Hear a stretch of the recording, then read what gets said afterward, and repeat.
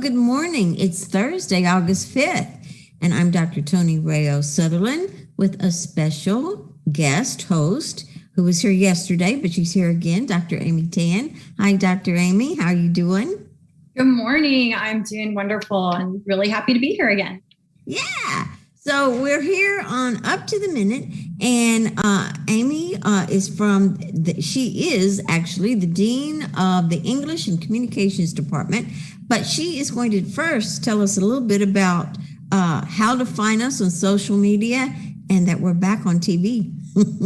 Yes, we're so happy to have everyone joining us today, and we want you to know you can always find us on the HCC District Facebook page. You can find us on YouTube, LinkedIn, Instagram, and all your favorite social media. And now we're back on HCCTV cable channel.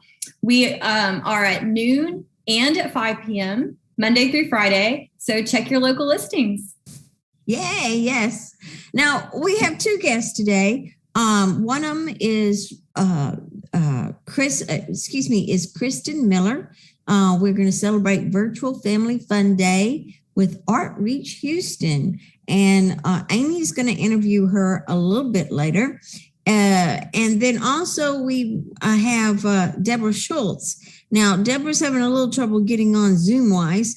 So what we're going to do is we're going to talk to Kristin first.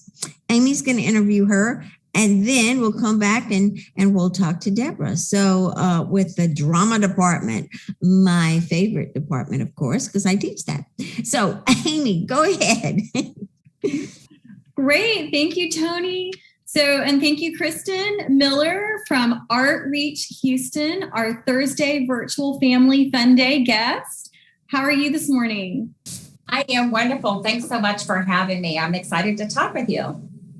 Well, we are so excited to hear all about ARTreach. So do you want to tell us a little bit about ARTreach and who you are and what you do? Sure. I absolutely have the best job in the entire universe.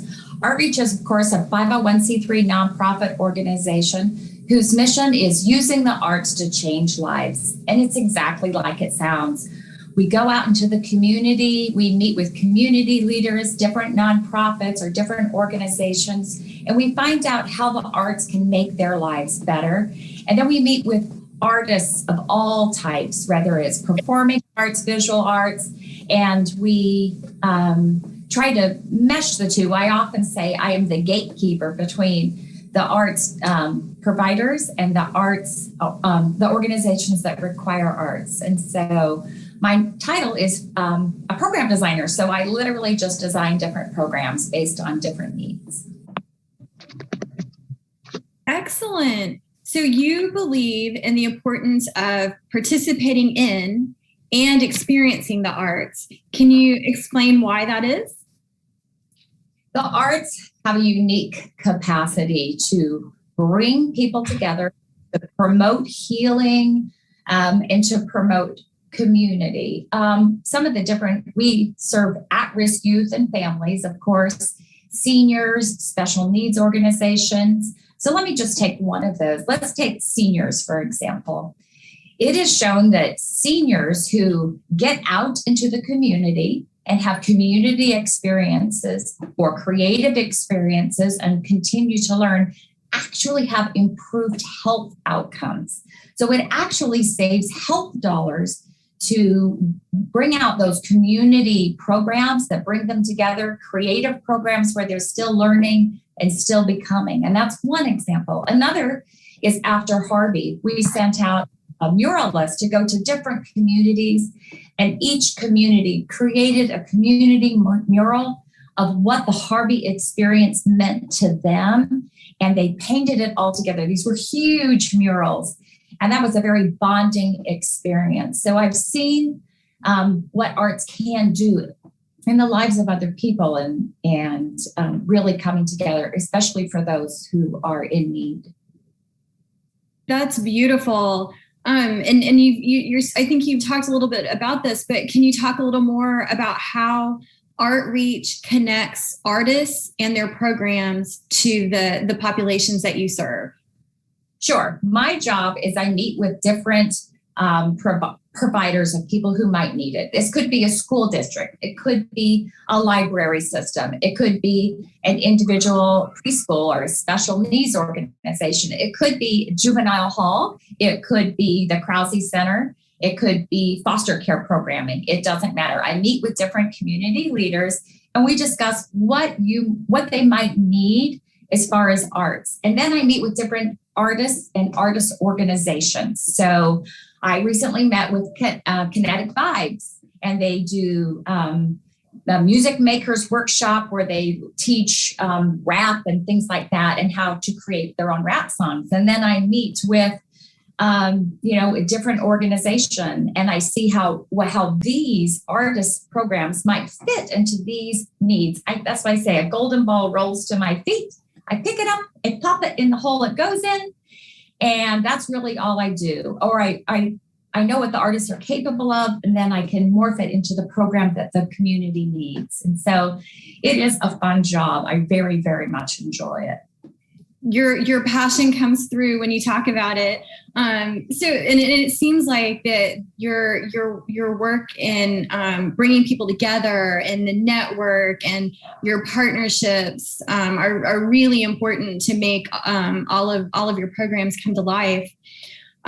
What about Books Alive? That sounds intriguing. Can you talk to us a little bit about that? Books Alive is actually my heart. It truly is. We take popular children's literature, we rewrite it into 45-minute original musicals, and we tour to about 30,000 students via schools, libraries, homeless shelters.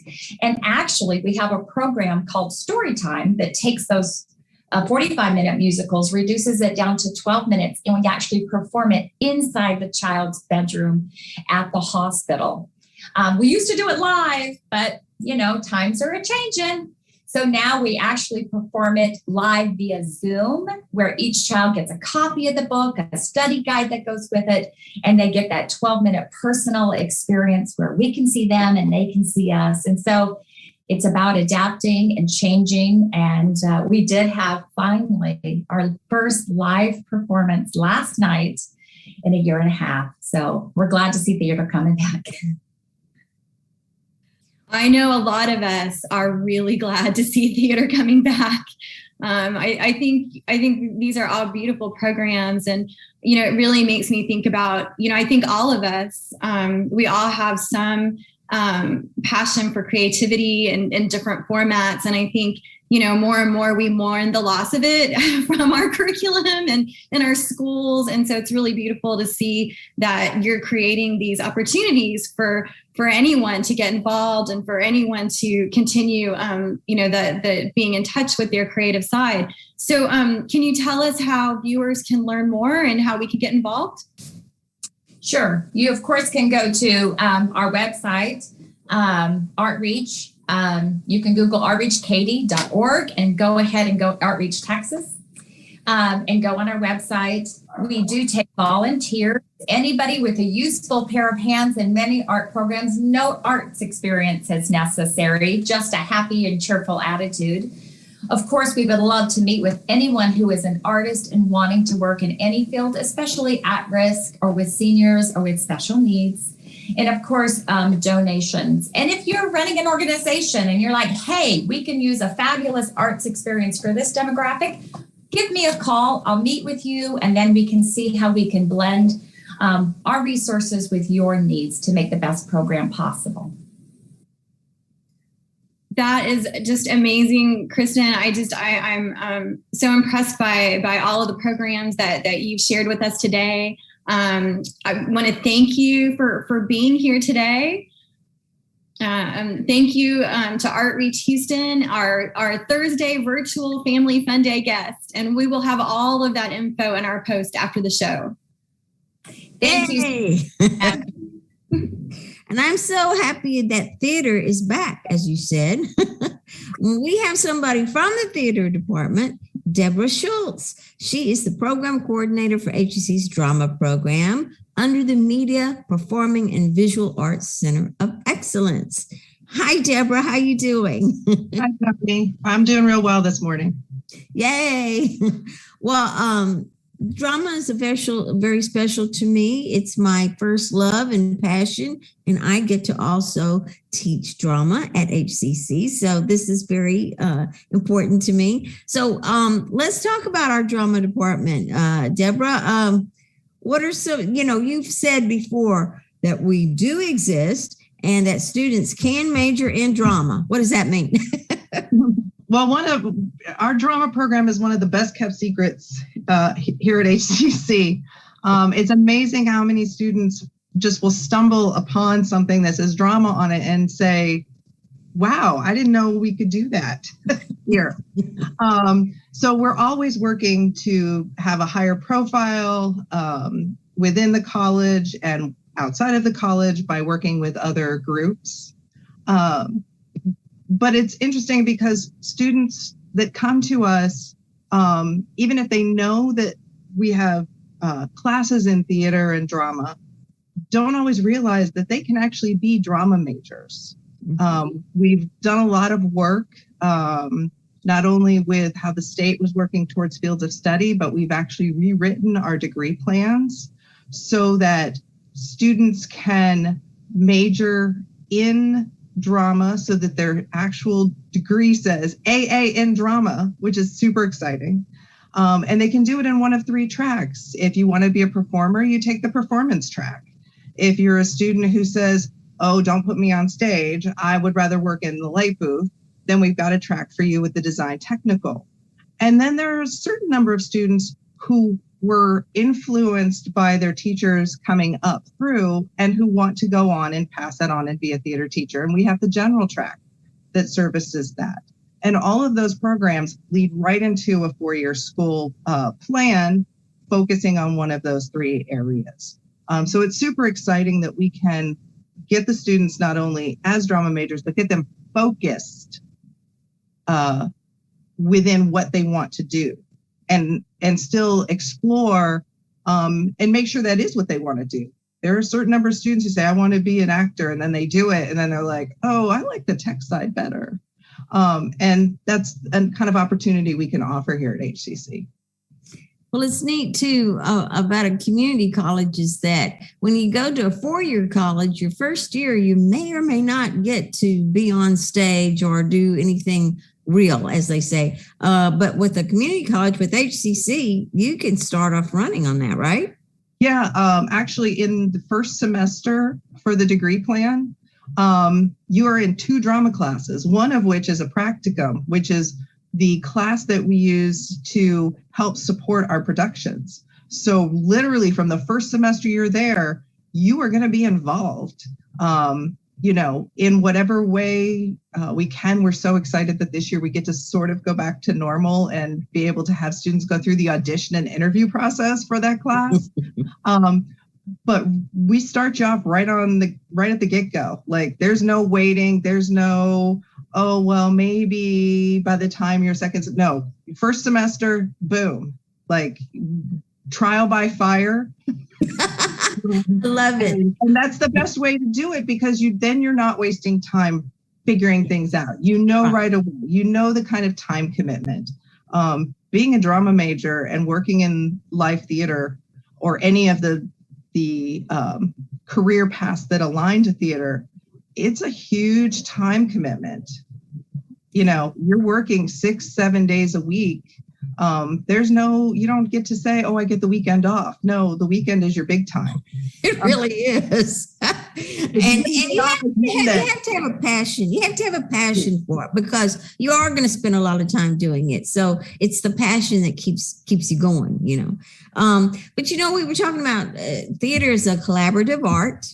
And one of the biggest things about the pandemic is that it tried to shut us down, but it did not shut us down. Not really. We were still going. But the thing is I know when I talk to students, I say there's a big difference between the screen, looking at a screen, a play, and then being inside a real live stage where things are happening literally right in front of you. You can almost touch it. And maybe sometimes you can touch it. But tell us us, how did that affect us? It was interesting. From the very first time in March of 2020, when we got the order of like, we're done, we're shutting down, we had to scramble and figure out how do we still fulfill for the students who hadn't already completed practicum for the spring. And we moved to an online format, and we fine-tuned it for the fall of 2020, and it worked better. It was still frustrating to both students and faculty, just because for faculty, we're like, no, we could fix that. We could help you understand that concept better if we were in the same room, because I could demonstrate much more easily, right. Or I could come and manipulate your arm just a certain way. Absolutely. And then for spring, we said, okay, well, let's see what we can do to kind of incorporate between the virtual and the physical. And we joined up with GI60, which is an international playwriting competition. And so we became GI60 Houston, which was super exciting because we were the first group in Texas to work with them. Mm-hmm.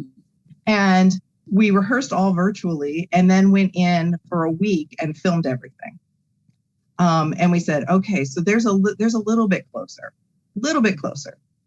So for this summer, we knew that we needed to have another production, and we decided could we take it one step further? And can we fine tune this even more? So once again, we did a lot of rehearsal virtually, but then we had the students come on campus for a week so that they actually got to have some of that experience. We had only an invited audience, of folks that work with the drama department. So the students actually got some feedback, and then we recorded it again, and we did the summer shorts, so that slowly incorporating, the idea between virtual and the real world. And we know, at least for the fall, in theory, we're going to be able to have rehearsals in person. We may not have live audiences, but slowly moving back to that idea of you need to be in the same space at the same time.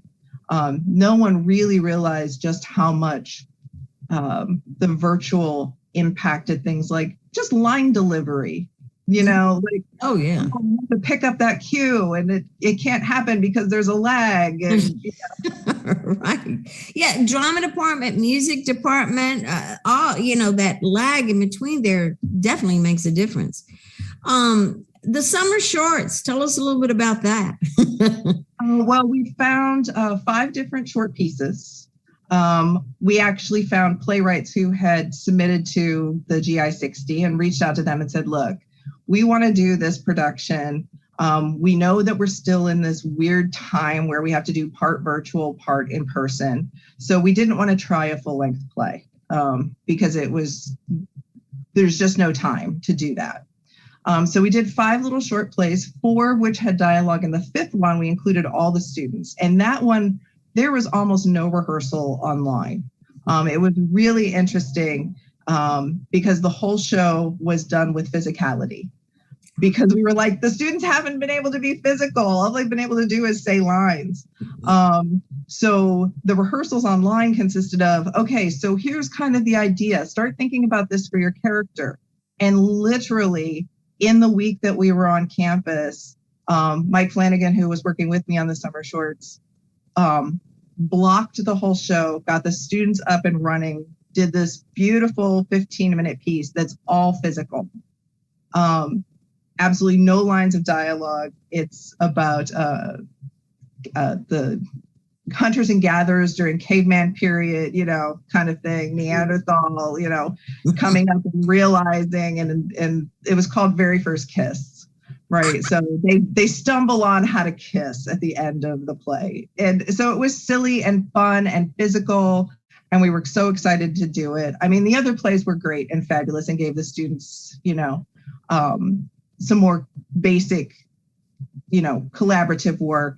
But that piece really just made our hearts sing because we were like, good, bad, or indifferent. They finally get to move, and they get to move together, and they get to move in space, and they have to use the stage. So we're really excited that we got to do that. And we were really happy that the administration made it work out so that we could have that week in person during the summer, because it's just not the same. As a person who works outside of HCC and theater, being in a rehearsal space is the best thing ever. It's what you expect to do at the end of your day, and not having that for the students, was hurting our hearts as far as, understanding that passion. Absolutely. And the ensemble work, as you were saying, the ensemble work, when you're physically next to each other and you're working that space physically and everything else, that you can't do it unless you're next to each other. I mean, that's how you work it. So that's good. So now in the fall, what can students expect? Well, we're going back. All of our applied classes right now, as of today, are back on campus. So acting will be back in person instead of kind of a weird hybrid thing. Stagecraft. We have a new costume technology course that's going to roll out for the very first time this semester, which is exciting. We actually have 3 new classes launching this year. The costume tech is the first one. Stage movement is back. We're going to be back in rehearsal in person, which is exciting. We get to have auditions again. The students have fallen out of the idea of auditions because for the last few semesters, we've been like, all right, so we know what you kind of can sort of do. So here's where we're going to put you. And they didn't have a lot of choices, right? It was more like, okay, so here's what you're going to have to do. Because it's really funny. I have them all emailing me now going, I can't get into practicum. And I'm like, we won't be able to until we have auditions. That's right. Very exciting. We do have we have a new faculty member joining us. So that's fantastic as well. So we just keep adding opportunities for students. But being back on campus, even in smaller classes, is going to be so helpful. Where we're starting to worry where we're going to have a whole cohort of students graduate who had never actually physically been on stage and go off to 4 years and never had that experience. So we've made it so that that's not going to happen. And we're excited to be back.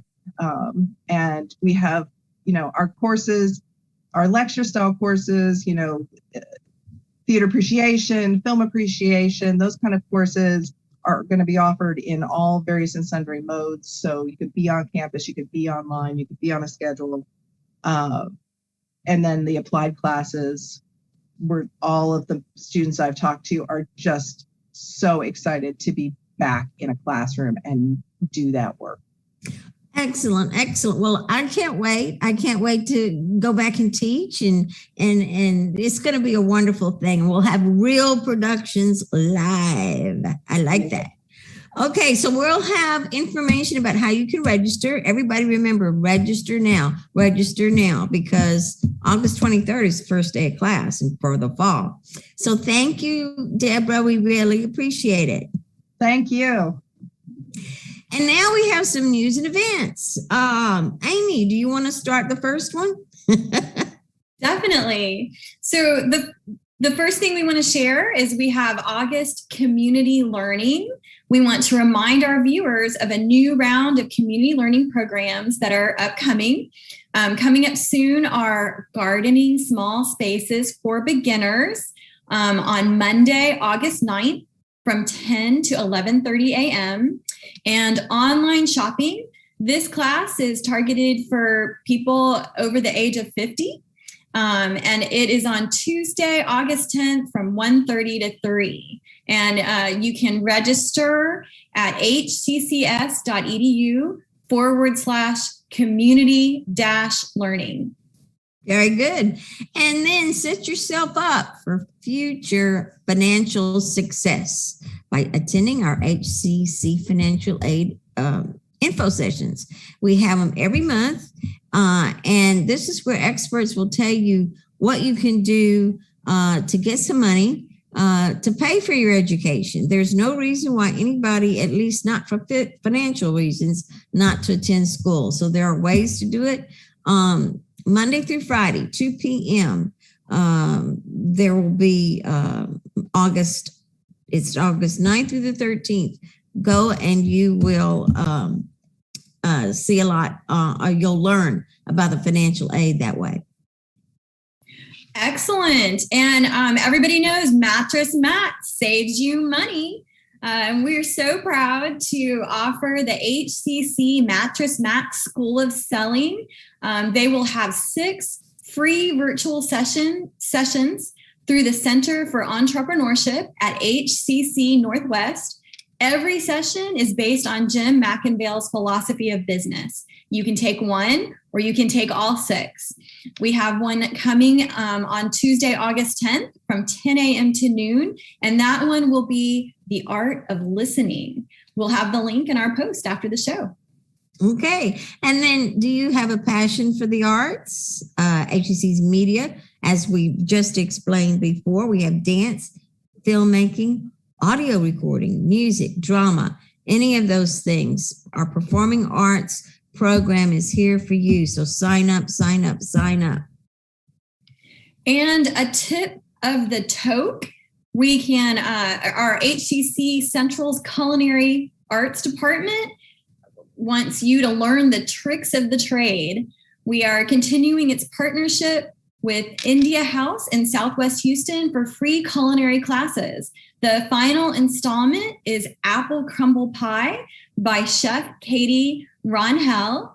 That will be from 4 to 5 on Wednesday, August 18th. And look for the Facebook link to register. Now, the first thing you need to do is know what FAFSA is, FAFSA, if you want to get some money for school. HCC is going to give away $59 million that they're getting from her funding. So, but the first thing you have to do is to register for FAFSA. So go to fafsa.gov, fill that out, and then you'll be able to get some money for school. And speaking of getting your FAFSA in order, fall classes begin August 23rd. Register now. We have our 5 options for modalities. You can take online anytime classes. We have our online on a schedule where you can have that face-to-face interaction with your faculty member, but it's still virtual. We have our hybrid labs, hybrid courses, and our traditional face-to-face meeting pattern will be happening this fall with our COVID protocols in place. So be sure to go to hccs.edu/now and register. And 2 things tomorrow. I'm going to say them real quick. Film Friday, Dave Morales, Backstage OL partner with us. He's going to talk about Margot Robbie, Suicide Squad. So wait, watch us on that. And then also we're going to have Kumala Tafa, who's the chair of the Department of Natural Sciences. We're going to talk to them. So come back and see us tomorrow. We got some fun stuff to talk about. So thank you for joining us today, and we'll see you tomorrow on Up to the Minute.